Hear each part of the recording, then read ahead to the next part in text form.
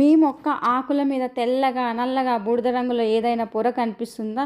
రోజు రోజుకి ఆకులు మచ్చలతో నిండిపోతున్నాయా? అయితే ఈ వీడియో అస్సలు ఎక్కడ స్కిప్ చేయకండి. ఎందుకంటే మన ఇంట్లో రోజు పారబోసే బియ్యం కడిగిన నీళ్ళు, దానికి ఇంకా కొన్ని ఇంగ్రీడియంట్స్ కలిపితే మీ మొక్కలను ఎలా కాపాడుతుందో నేను క్లియర్గా చూపిస్తాను. ఇకపోతే దాన్ని మన ఇంట్లో ఉండే కొన్ని పదార్థాలను ఉపయోగించి మొక్కల సమస్యలు తగ్గించడానికి ప్రయత్నించవచ్చు.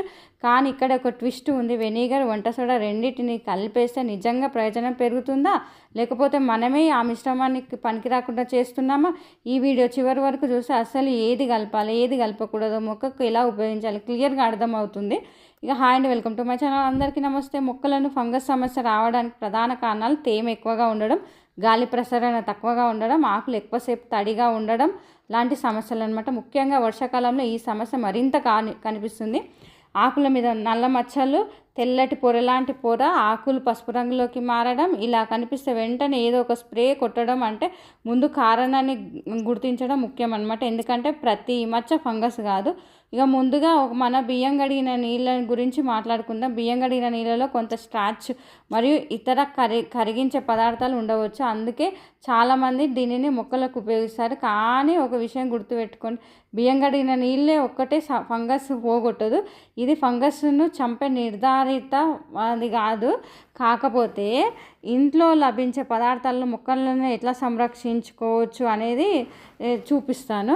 అయితే ఇప్పుడు అసలు ట్విస్ట్ వెనిగర్ అనేది చాలా బాగా పనిచేస్తుంది మొక్కలకు. ఇది కొన్ని సూక్ష్మజీవులపై ప్రభావం చూపించగలదు. అందుకే కొంతమంది మొక్కలపై కూడా ఉపయోగించాలని ప్రయత్నిస్తారు. కానీ వెనిగర్ని ఎక్కువగా ఉపయోగించకూడదు, అదే యాసిడ్ కాబట్టి. ఇకపోతే అంటే కన్సిస్టెన్సీ ఎక్కువ వాడాలన్నమాట. ఇకపోతే ఇంకొక స్పూన్ మళ్ళీ వెనిగర్ ఇట్లా కలుపుకోవాలి. ఎక్కువ వేయొద్దు, తక్కువ క్వాంటిటీతోటి వెనిగర్ను ఉపయోగించాలి. ఇది ఫంగస్ పోగొట్టడానికి సబ్బు లిక్విడ్. ఇకపోతే మొక్క మీద ఉపయోగించే ముందు చిన్న భాగంలో టెస్ట్ చేయడం చాలా ముఖ్యం అన్నమాట.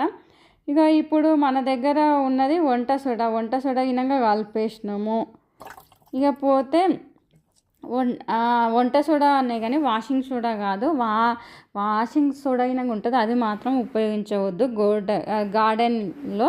ఇకపోతే ఇది గార్డెనింగ్ అప్లైస్ మాత్రం వంట సోడానే. ఇకపోతే కన్సిస్టెన్సీ చాలా ఇంపార్టెంట్ అనమాట. చాలా తక్కువగా అంటే డైల్యూట్ చేయాలి ఎప్పుడైనా కానీ, వాటర్ ఎక్కువ కలపాలి.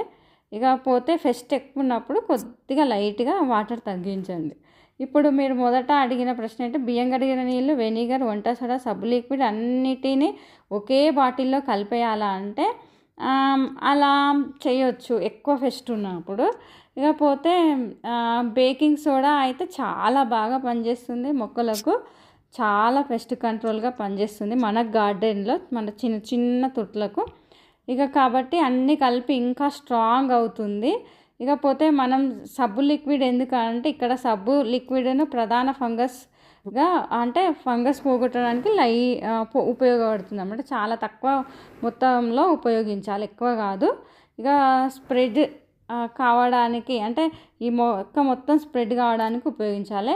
కానీ ఎక్కువ సబ్బు వేయొద్దు, ఇంకా ఎక్కువ కాన్సన్ట్రేటెడ్ సబ్బు అసలు ఉపయోగించొద్దు అన్నమాట. ఎక్కువ ఆల్మోస్ట్ విమ్ము లేకపోతే ఇంకా కుంకుడుకాయది మీరా షాంపూ, లేకపోతే కుంకుడుకాయ ఎక్సమ్, లేకపోతే కుంకుడుకాయలు అంటే కుంకుడుకాయలు ఉపయోగించండి, చాలా బాగా పనిచేస్తుంది అనమాట.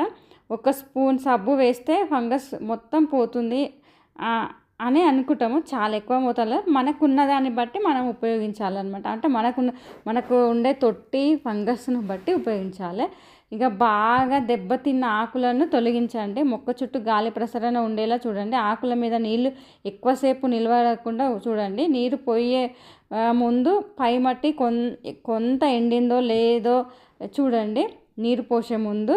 ఇకపోతే మొక్కను ఇతర మొక్కల నుంచి కొంత దూరం ఉంచండి. ఇకపోతే ఇవి స్ప్రే కంటే కూడా చాలా ముఖ్యమైన బేస్ స్టెప్స్ అన్నమాట. ఇప్పుడు మీకు ఒక చిన్న టెస్ట్ చెప్తాను. ఏదైనా హోమ్ మేడ్ స్ప్రే ప్రయత్నించే ముందు మొత్తం మొక్క మీద కొట్టకండి. ముందుగా 1 లేదా 2 ఆకులపై చిన్న భాగంలో టెస్ట్ చేయండి. 24 గంటలు అబ్జర్వ్ చేయండి. ఆకు మీద కాలిన మచ్చలు, రంగు మారడం లేదా ఎండిపోవడం కనిపిస్తే వెంటనే ఆపేయండి. ఇది ముఖ్యంగా వెనిగర్ ఉన్న మిశ్రమాలకు చాలా ముఖ్యం అన్నమాట. వర్షాకాలంలో అయితే ఫంగస్ కంట్రోల్ చేయడానికి అసలు సీక్రెట్ స్ప్రే కాదు. ఇకపోతే మొక్క చుట్టూ నీరు నిలబడకూడదు. ఇక మొక్కను చాలా దగ్గరగా పెట్టకండి. ఉదయం నీరు పోయడం మంచిది. ఆకులు రాత్రంతా తడిగా ఉంటే పరిస్థితిని తగ్గించండి. ఇవి పాటిస్తే ఫంగస్ సమస్య వచ్చే అవకాశాన్ని తగ్గించడంలో సహాయపడుతుంది. ఇక అంటే బియ్యం కడిగిన నీళ్ళు పనికిరావా అంటే అలా కూడా కాదు, కానీ దానిని ఫంగిసైడ్ అని చెప్పడం కూడా సరైనది కాదు. అలాగే వెనిగర్ను ఎక్కువగా ఉపయోగించడం ప్రమాదము. బేకింగ్ సోడాను ఎక్కువగా ఉపయోగించడం కూడా ప్రమాదం.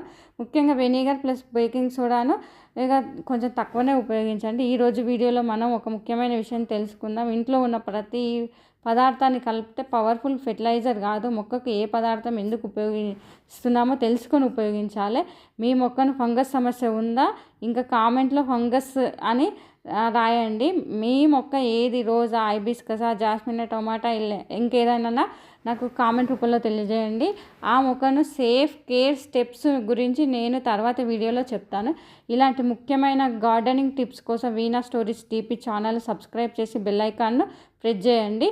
ఒక హోమ్ మేడ్ రెమెడీ అంటే సరైన గార్డెనింగ్ నాలెడ్జ్ చాలా పవర్ఫుల్ అనమాట. మళ్ళీ మరో యూస్ఫుల్ గార్డెనింగ్ వీడియోతో కలుసుకుందాం. Thank you so much.